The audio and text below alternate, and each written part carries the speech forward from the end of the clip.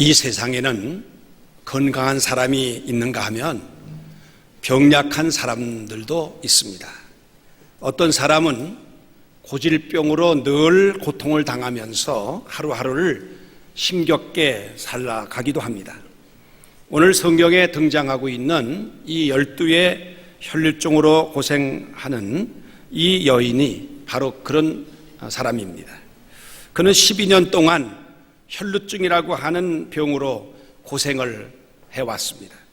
이 혈루증이라고 하는 병은 레위기 15장에 보면 유출병이라 그렇게도 기록되어 있습니다.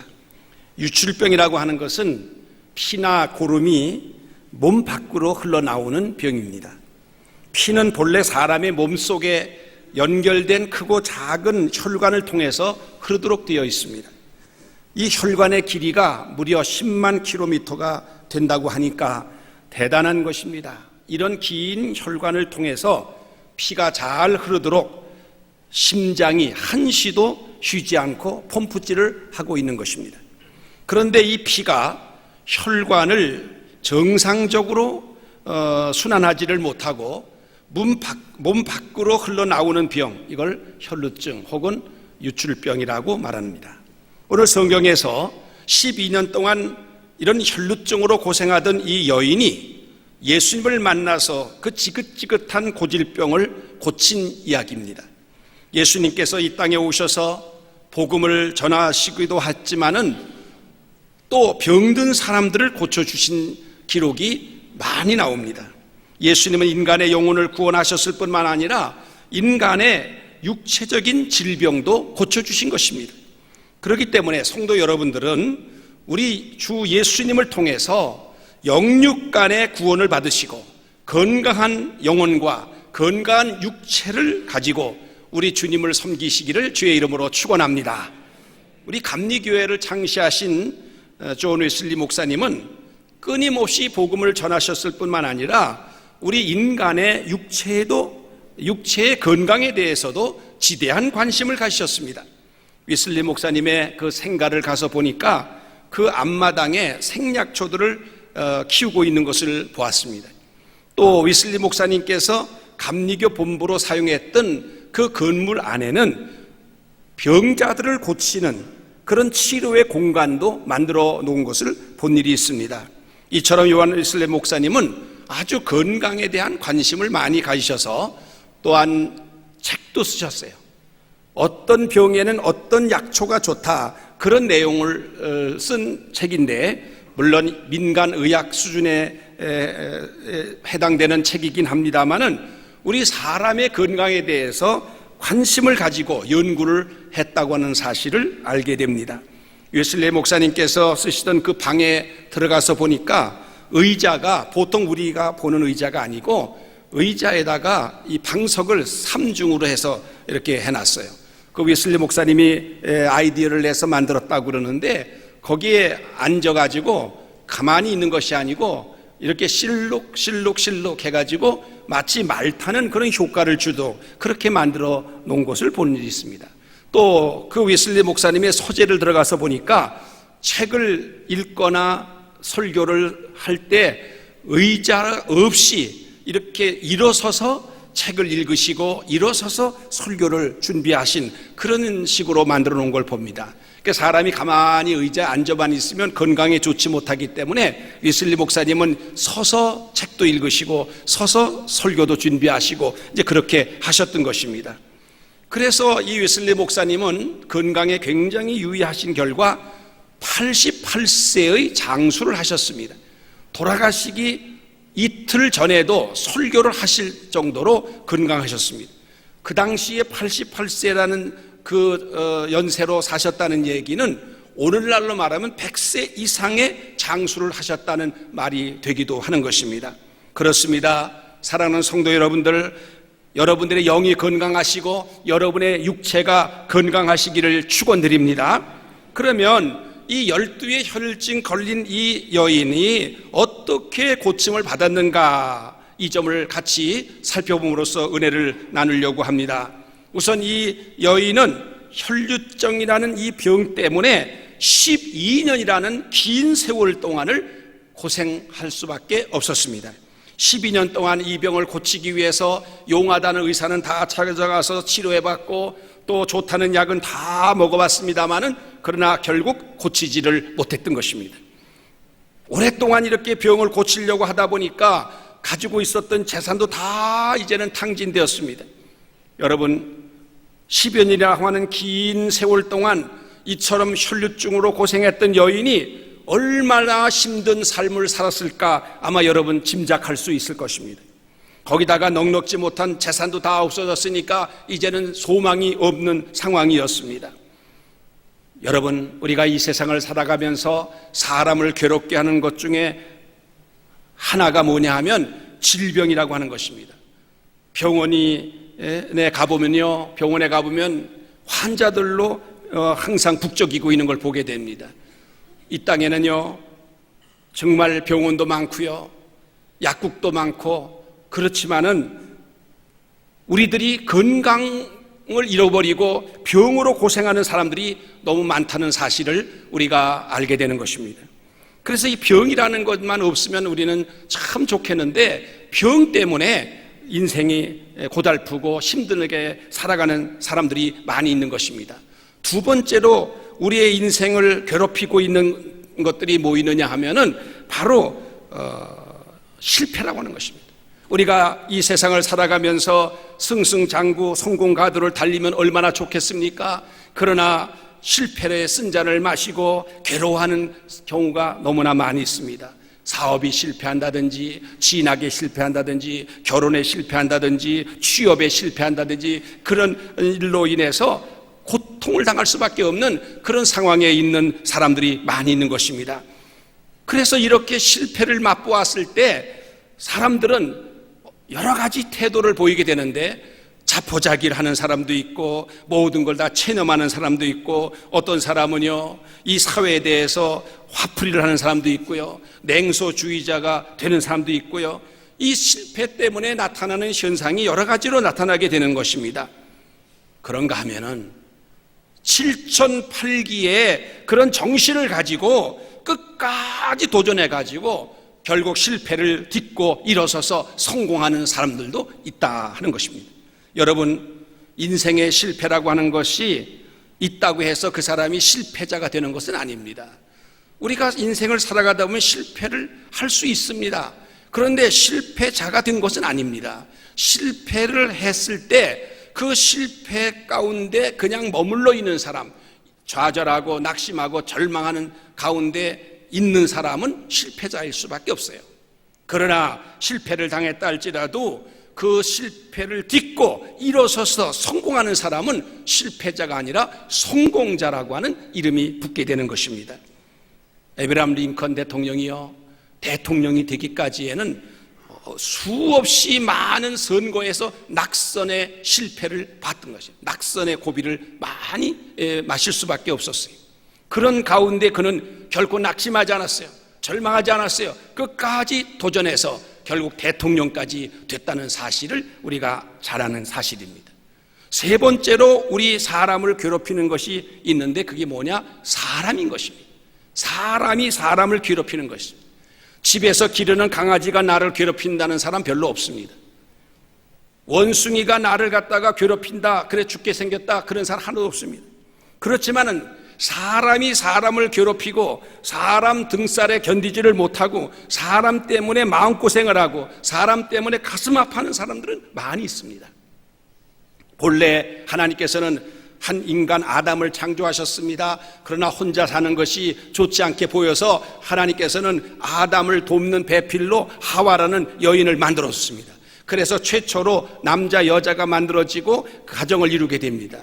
그래서 서로 사랑하고 서로 협력하고 서로 화해하고 아름다운 그런 삶을 살게 그렇게 만들어 놨는데, 그래서 그렇게 살았는데 그 가정에 뱀이라는 존재가 나타나기 시작하니까 그때부터 가정에 문제가 생기기 시작했습니다. 뱀이 유혹을 합니다. 그래서 선악과를 따먹게 만듭니다. 죄를 짓게 만듭니다. 그리고 죄를 졌을 뿐 아니라 그때는 이제는 상대방을 원망하게 만들고 또 상대방에게 죄를 전가시키게 만들고 서로 갈등하게 만들고, 그래서 행복한 그 가정이 깨어지게 만들었던 것입니다. 그러니까 여러분, 사람이 사람을 괴롭히는 일이 이 땅에 너무 많습니다. 우리가 살아가는 데 있어서도, 가정에서, 가족 간에도 서로 정말 사랑하고 서로 화목하고 이렇게 살아가야 되는데, 그렇지 못하고 가족 간에도 괴롭히는 사람이 있을 수 있습니다. 우리는 다른 사람들을요, 말이나 행동으로 괴롭히지 말아야 됩니다. 가급적이면 다른 사람을 돕는 사람이 되시기를 바랍니다. 다른 사람에게 힘이 되어 주시길 바랍니다. 다른 사람을 위로해 주는 사람이 되시기를 바랍니다. 사람이 동물과 다른 점은 말을 할 수 있다는 것입니다. 이 언어를 사용할 수 있다는 것, 이것이 사람에게 특징인 것입니다. 그런데 사람은 이 말이라는 것을 가지고 아주 좋은 일도 많이 합니다. 다른 사람을 갖다가 세워주고, 낙심한 사람에게 소망을 주고, 심지어는 죽을 사람을 살리기도 하는 것이 인간의 말인 것입니다. 하나님은 인간의 말에다가 권세를 주셨어요. 그래서 말로 덕을 세우고, 말로 사람을 세우고, 말로 행복한 삶을 살게 만들으셨어요. 그런가 하면은 이 똑같은 말인데 그 말을 가지고 다른 사람에게 상처를 줄 수도 있고, 다른 사람을 괴롭힐 수도 있고 그렇습니다. 여러분, 칼은 가까운 데 있는 사람만 해치지만은 이 말이라는 것은 멀리 있는 사람에게까지 해칠 수 있는 그런 위력이 있는 것입니다. 그래서 하나님이 주신 이 말을, 언어를 잘 사용해야 되는데, 하나님 뜻대로 써야 되는데, 우리는 그 말을 갖다 정제되지 못한 말을 하고, 그래가지고 다른 사람에게 상처를 주고, 다른 사람을 갖다가 어떤 죽게도 만드는 거예요. 그렇기 때문에 이 언어를 갖다가 하나님 주신 목적대로 써야 되는데, 그 목적이 뭡니까? 하나님이 주신 언어를 가지고 주님을 찬양하는 데 사용해야 됩니다. 주님께 기도하는 데 쓰시기 바랍니다. 다른 사람에게 복음을 전하는 데 사용하시기를 바랍니다. 며칠 전에 제가 잘 아는 목사님이 저한테 메일을 하나 보냈습니다. 이분이 책을 한 권 출간하려고 그러는데 한번 그 원고를 읽어보시고, 그리고 추천서를 좀 써달라, 추천의 말을 써달라, 그런 내용이었어요. 그래서 제가 그 원고를 읽어봤는데 너무 내용이 좋아요. 이 다음에 책으로 나오면 여러분 꼭 사서 보시기 바랍니다. 미인 대칭 생활 전도라, 그런 제목의 책입니다. 이 미라고 하는 건 미소, 인이라는 인사, 대는 대화, 칭은 칭찬입니다. 그러니까 미인 대칭 운동을 벌이는 분인데, 이분이 이렇게 미인 대칭 운동을 벌이게 되면 그 가정은 행복한 가정이 되고, 그 교회도 아주 행복한 가정이 되고, 그리고 사회도 밝아지게 되고, 전도가 저절로 된다, 이렇게 말한 것입니다. 그렇습니다. 여러분, 우리가 미소 짓고 또 인사하고 또 대화하고 칭찬하는 거, 이게 얼마나 중요한지 몰라요. 여러분 가정에서도요, 여러분의 자녀들을 잘 이렇게 칭찬해주고 또 대화해주고 그러면요, 여러분 자녀들은 지금까지 여러분이 생각했던 그 이상의 큰 능력 있는 자녀들이 될 수 있습니다. 자기의 능력의 몇 배를 더 발휘할 수 있는 힘을 바로 그 칭찬이라는 것을 통해서 할 수 있어요. 그러나 자꾸 비판하고 자꾸 타박을 주고 그러면은요, 자기 가지고 있는 그 능력도 발휘 못하는 것입니다. 위축이 되고 사기가 떨어져 가지고 아무것도 못하는 경우도 생기게 되는 것입니다. 그러니까 사람에게 힘을 북돋아주는 것도 말이고, 사람을 갖다가 완전히 그 침울하게 만드는 것도 이 말이 있는 것인데, 우리는 어떤 말을 써야 되느냐? 가급적이면 다른 사람을 살리는 말을 써야 된단 말이죠. 우리 한국 사람들은요, 우리끼리 있을 때는 몰라요. 근데 영국이나 미국을 갔다 오면 금방 알 수가 있어요. 우리 한국 사람은 웃지 않고 가만히 앉아있으면 다 화난 사람들 같아요. 한번 여러분 웃지 말고 한번 쳐다보세요. 서로 상대방. 정말 그렇습니다. 그런데 웃어보세요. 확 달라집니다. 확 달라져요. 그러니까 이 웃는다는 것이 그 사람을 완전히 다르게 만들어주는 거예요. 그래서 저는 어때 회의할 때 이렇게 어때 막 열을 내고 얼굴이 시뻘개지는 분 보면 그냥 빨리 핸드폰을 꺼내고 싶은 충동이 올려요. 그래서 빨리 찍어서 그 얼굴 좀 보여주고 싶어요. 지금 그럴 때 얼굴이 어떤 얼굴이었는지. 정말 사람의 얼굴은요, 그 마음을 다 이렇게 보여주는 하나의 뭐입니까?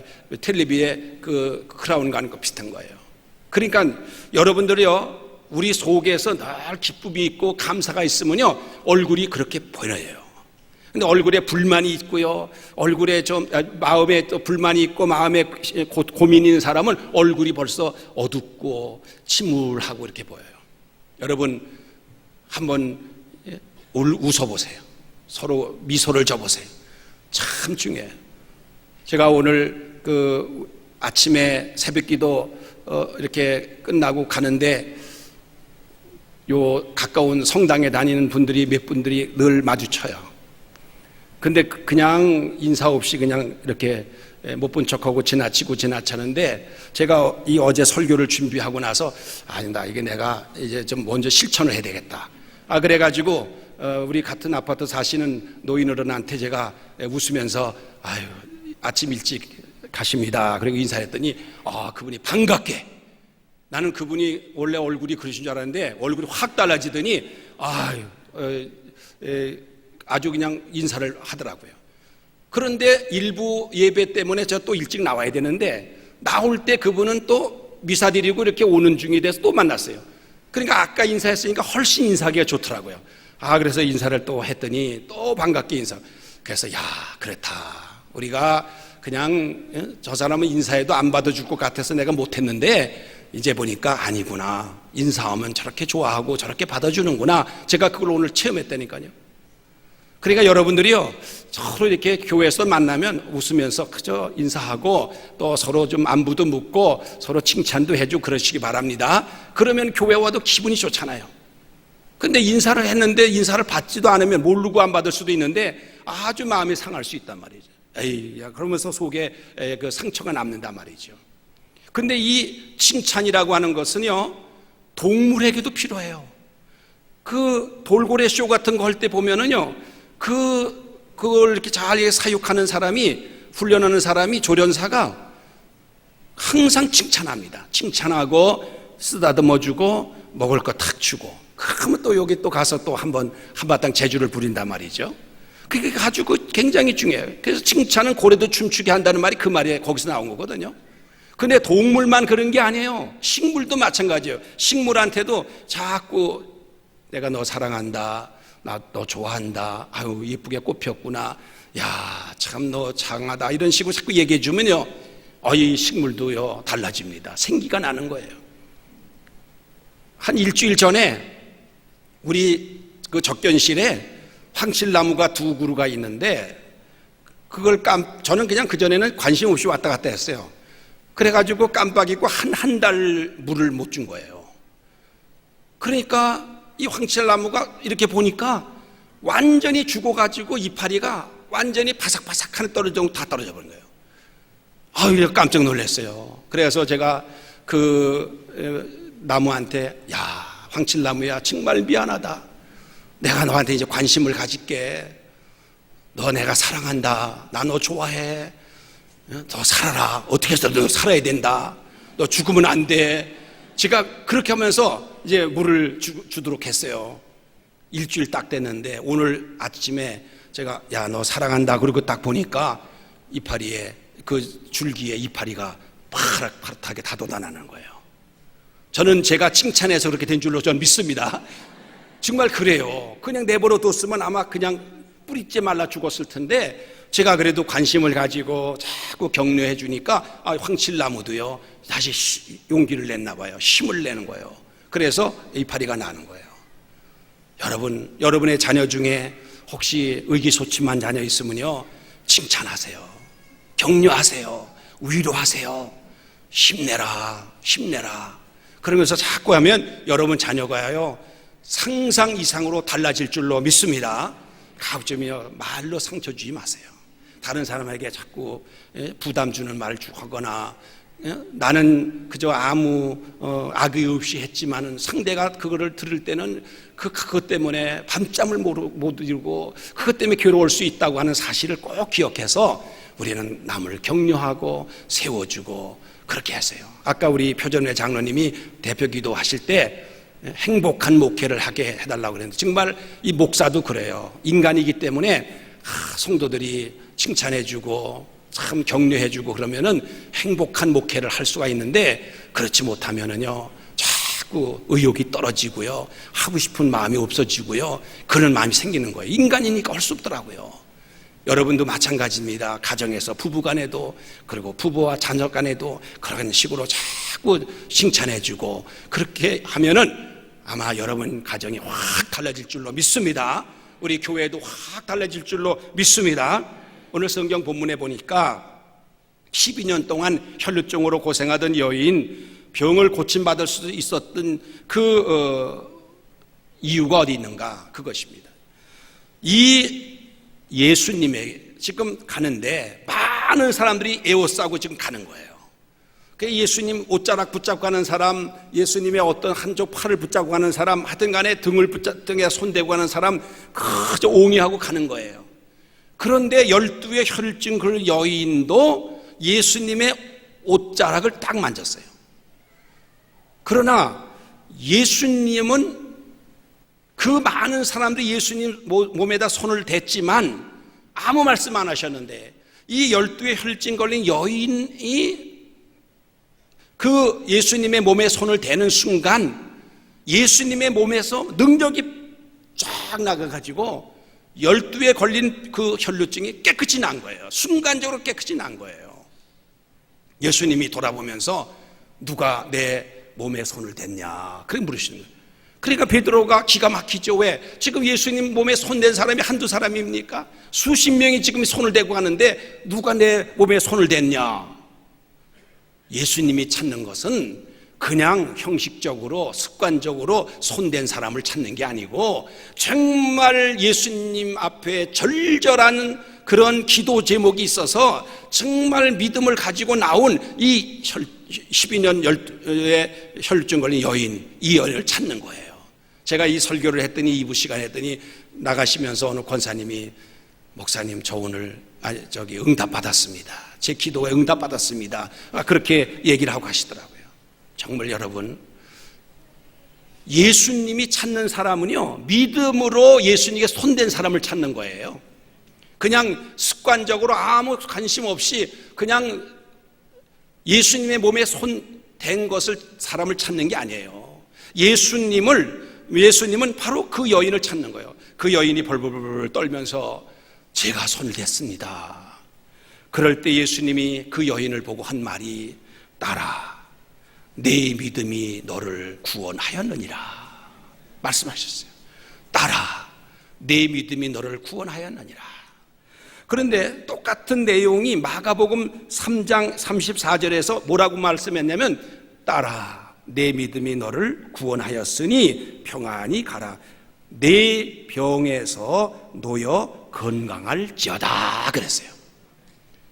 여러분 예수님의 옷을 믿음으로 붙잡은 12의 혈증 여인에게 주신 하나님 말씀은 평안히 가라 하는 말씀이에요.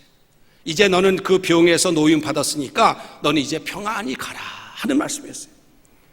우리 주님이 우리에게 주시는 가장 큰 축복 중에 하나가 평안을 주시는 거예요. 우리 인간의 심령이 평안한 것보다 더 귀한 게 없어요. 사람은 평안하면 행복한 것입니다. 그래 평안을 먼저 주시는 거예요. 내가 평안을 너에게 끼치노니 곧 나의 평안을 너에게 주노라. 우리 주님이 말씀했어요. 내 평안이 아닙니다. 내 평안은 있기가 힘들어요. 왜? 내 평안은 환경의 영향을 너무 받기 때문에 내가 평안이 조금 있다가도 갑자기 이 환경이 나빠지면 금방 평안은 사라져버려요. 우리 주님의 평안이 나에게 있을 때 이 평안은 영원히 나에게 평안함으로 채워주시는 줄로 믿습니다. 그래서 이 12의 혈증 여인은 단순히 12년 된 혈루증 고치기 위해서 예수님의 옷자락을 붙잡았지만은 결과는 더 큰 하나님의 은혜가 임하고 축복이 임했어요. 단순히 병만 고친 것이 아니라 그의 영혼까지 구원받았다는 거예요. 여러분 영혼 구원이 그게 중요한 것입니다. 영혼 구원을 예수님이 주신 거예요.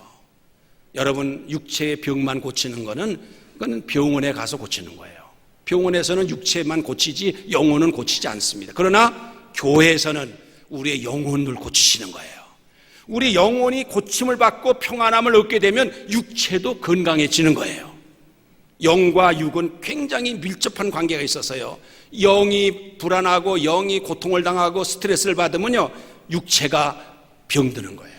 그래서 영이 평안하고 그러면 육체까지도 영향을 줘서 평안이 오는 것입니다. 이 여인은 평안이라는 복을 받았고 육체의 건강의 복을 받게 되었다, 그 말인 것입니다. 사랑하는 성도 여러분, 우리는요 이 세상을 살아가는 동안에 많은 불안과 근심과 걱정, 그런 것으로 우리가 매일매일 살아갑니다. 여러분, 이런 불안과 근심과 걱정을 끊어버리고 나에게 평안함을 주실 수 있는 분이 누구십니까? 예수 그리스도이십니다. 예수님만이 해주시는 것입니다. 예수님만이 우리에게 주실 수 있는 평안이고, 예수님만이 우리에게 주시는 기쁨이고, 예수님만이 우리에게 주시는 감사인 것입니다. 여러분, 병이 오래됐냐 짧으냐가 문제가 아니에요. 병이 중병이냐 가벼운 병이냐가 문제가 아니에요. 중요한 것은 내가 믿음으로 예수님을 붙잡았느냐 아니냐가 결정나는 거예요. 예수님을 믿음으로 붙잡게 되면 당장 죽을 병도 고침받게 되는 줄로 믿습니다. 그러므로 우리 주님을 늘 붙잡으셔야 됩니다. 믿음으로 붙잡으셔야 됩니다. 그래서 이 믿음으로 구원받으시고, 이 믿음으로 평안을 얻으시고, 이 믿음으로 건강해지시기를 주의 이름으로 축원합니다. 축원합니다. 기도하겠습니다.